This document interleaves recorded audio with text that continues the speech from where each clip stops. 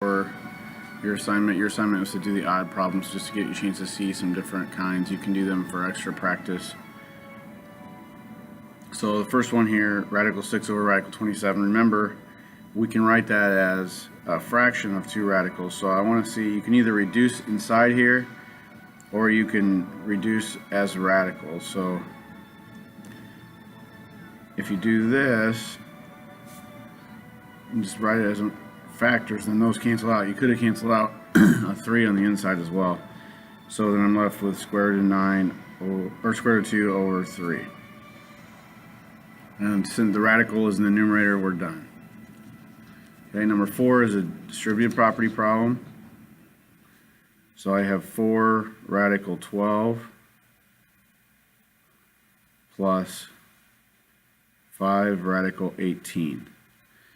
So numbers multiply, stay out front. Radicals multiply, go inside. The radical times the radical is whatever you multiply underneath the radical sign.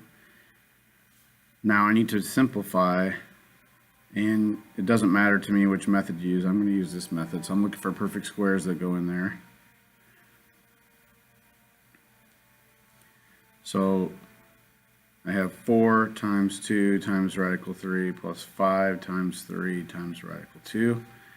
So I have 8 radical 3 plus 15 radical 2.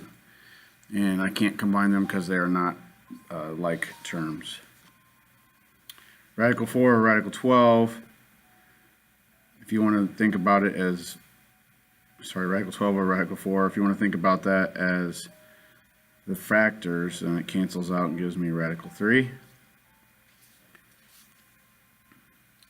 Adding and subtracting, they have to be like terms to add and subtract. So think about this as 3x minus 3y plus x minus 4 radical something. We're going to combine those together into 4 radical 7. And then I need to simplify this. Perfect square goes in there as 4. So this is 8 radical 5. Combining that with negative 3 radical 5, I end up with 4 radical 7 minus 11 radical 5. Can't be combined any further.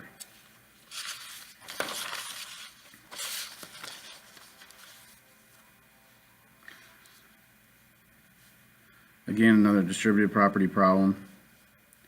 So I have 2 radical 50 minus 6 radical 100. And I can break down the 50 into 25 and 2. And square root of 100 is 10. So this is 2 times 5 times radical 2 minus 60. 10 radical 2 minus 60. Not like terms, can't combine them any further. Number 12. I'm going to multiply the numbers together. So 4 times 3 is 12 times 5 is 60. And then I'm going to multiply the radicals together. Only I'm going to write them like this. 3 times 2 times 30. And this is one of those cases where maybe it's helpful to break down the radical underneath the radical sign. It's up to you how you do it. You can multiply these out and then simplify. The reason why is that if I break it down into factors, I know that every 2 factors that I have that match, I can take one out. So I can take out a 2 and a 3, so it's a 6. So the 2's and 3's are gone, and I'm just left with a 5 there. So that may be a case where you want to break down the factors. You can break these down into all radicals. Radical 3 and radical 3, you would have had a 9 and a 4 there. 14 is a fraction. Let's just reduce this to 1/2, and then I'm going to write this as radical 4 times radical 5, radical 4 times radical 2. So I'm left with radical 5 over 2 radical 2, and I don't like to have radicals in the denominator, so multiply by 1. That's a special one. The reason why is is it makes this a perfect square when I multiply it. So I have radical 10 over 2 times radical 2 times radical 2, which is just 4. And that's called rationalizing. We'll talk a little bit more about that at another point too. 16. Multiplying these together. I'm going to break this down while I multiply. This is 49 and 2. And then when I square this, I get 9, and when I square this, I get 5. So it's actually kind of nice to have that radical being squared. So I have 49, or 7 times 9 times 5. So 315 radical 2.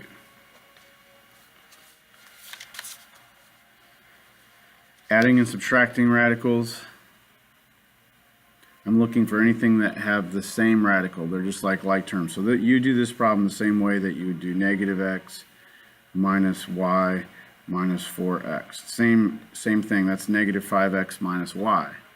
So instead of 5x, it's negative 5 radical 2 minus radical 5. So I combine these like terms together. Here I have some radical 2's.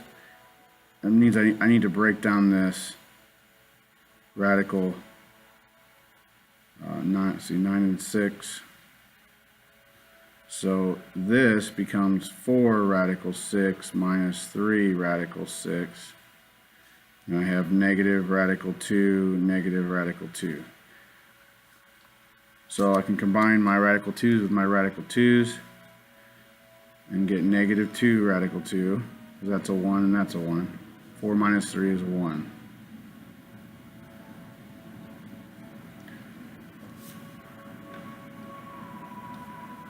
Radical 80, break it down into factors, 16 and 5. Usually if there's a radical here and they're asking you to combine like terms, 5 will go in there. They're going to simplify that way. It's the first thing I would try. So I have negative 4 radical 5 plus 2 radical 5, negative 2 radical 5.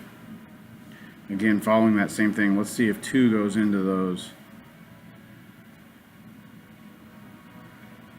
So I'm gonna divide this by 2, so I get 16 and 2. Divide this by 2. It doesn't help me any. It makes a 2 and a 12. But I could go to 4 and make this a 4 and a 6. So again, if you want to keep things under the radical sign, you can. Or you can write it as 2 radicals. So I'm just going to write this out here so we're taking our time seeing the steps. So I have 2 radical 2. 4 times 4 is 16. 4 times 2 is 8. So I can combine these because they're like terms. So negative 14 radical 2 plus 8 radical 6.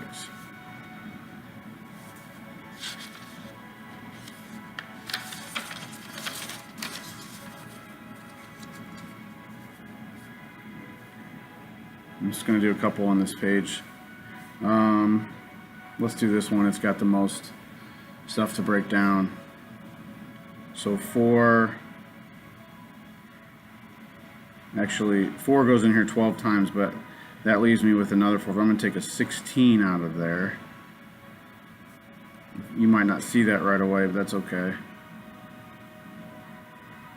4 times 3, 4 times 5, and just keep working your way down. So 4 times 4, 16 radical 3, minus 8 radical 3, plus 6 radical 5, minus 3 radical 3. So all these 16 minus 8 is 8, minus 3 is 5, plus 6 radical 5. They don't combine any further.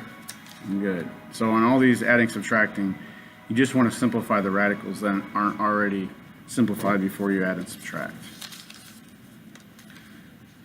With exponents,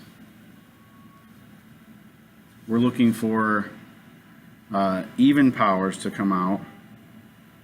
So when I write this down, at least initially when you're thinking about this, when you write this down,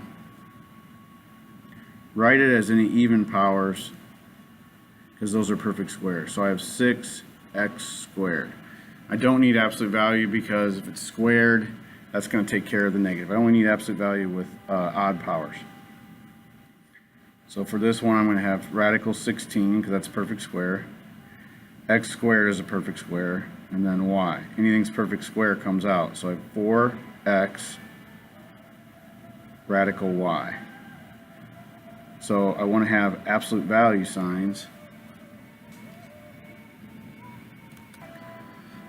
So since this x is an odd power, I put an absolute value around just to make sure we know that can't be a negative number. We always talk about the primary root for the 4, so we don't put absolute values around that. We don't do the positive and negative root. Okay, so next one is a little bit bigger radical. So I'm going to try some stuff. This is just to give you an idea on your calculator. Try a perfect square. It's even. So I know that 448 divided by 4 probably will work. But I'm going to try 448 divided by 16. I know there's still a 4 that goes in there, so 448 divided by 64. So that gives me the biggest radical. Now you can get there in steps, or you can do it right away. If you have a calculator, do it right away. So this is 64 times 7. Now I have a cubed. That can be broken down into a squared and a, and then b to the 4th. So now I know which ones are perfect squares. I can take them out. So I have 3 times 8, which is 24. That's a perfect square. This is a perfect square. Bring it out. This is a perfect square. Bring it out. So then whatever is left over goes under the sign. -2, radical 9, radical 6, radical m squared, radical m, radical n. Now you may not always write it all the way out like this. You'll get some shortcuts, but shortcuts are no good if you don't know where they came from. They just are gadgets, and you forget. So I have everything broken down. This is -6, and I always just put the radical over here. So the 6 goes under here, the m comes out, absolute value.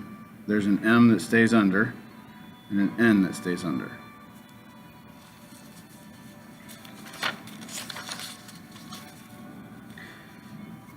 So we'll do one of these bigger numbers, and then I'm going to get down to the different roots. So 512, again, I'm going to use my calculator and my list. I'm going to see if 512, if 64 goes into it, and it does, and then there's another factor of 4, but I'm just going to say I have 64 times 8. That's probably likely what you'll get. You might even start with 4 and work your way up. So then I have radical p, radical q, and then radical r to the 4th. So this is -8. Radical 8 can be broken down into 4 and 2. Radical p, radical q, and that's r squared. So we'll put it over here. Last step is to get stuff together. So 8 times 2 is 16. Radical 2pq. Often the biggest mistake with the radicals is to write radical 2 instead of radical 4 after you have your perfect squares, so just be careful about that. Okay, so 4th roots. Now this is where your handy dandy reference sheet might help you, or you can do the prime factorization. So you can list all the factors, and every time there's 4 factors they come out. I don't have my handy dandy sheet with me. So I'm going to take 324, I'm going to divide it by 2. I'm just going to break this thing down. So I know 2 times 162, I'm just going to work on the number right now.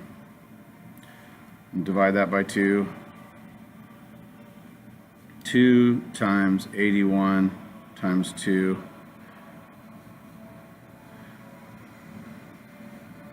which is 2 times 9 times 9 times 2, and 9 times 9, 3, 3, 3, 2. So I broke that down. One more 3. 2.